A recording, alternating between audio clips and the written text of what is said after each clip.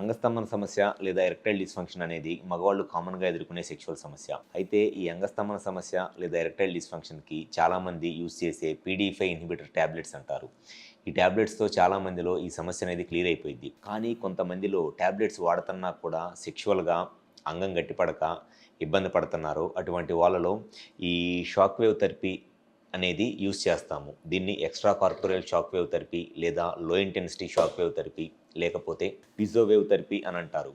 ఈ లో intensity shock wave therapy లేదా extra corporeal shock wave therapy అనేది ఎవరిలో అయితే ట్యాబ్లెట్స్ వాడుతున్నా సెక్షువల్గా అంగం గట్టిపడక ఇబ్బంది పడతారో వాళ్ళలో మాత్రమే యూజ్ చేస్తాము. అంతేగాని పేషెంట్స్కి ఒకేసారి ఫస్ట్ టైం వచ్చినప్పుడే ఈ ట్రీట్మెంట్ యూజ్ చేయాల్సిన అవసరం లేదు. ఎప్పుడైనా సరే ఫస్ట్ ట్యాబ్లెట్స్తో ట్రై చేసి ట్యాబ్లెట్స్తో కూడా ఎరెక్షన్ రావట్లేదు అనుకున్నప్పుడు అప్పుడు నెక్స్ట్ ఈ ట్రీట్మెంట్ అనేది స్టార్ట్ చేయాలి. జనరల్గా ఎవరికైనా సరే పెన్నిస్లో ఇది ఒక స్మూత్ మజిల్ ఉంటుంది. కార్పోరా క్యావర్నోసా మజిల్ అంటారు. ఈ స్మూత్ మజిల్ అనేది మగవాళ్ళకి పెన్నిస్లో ఉంటుంది.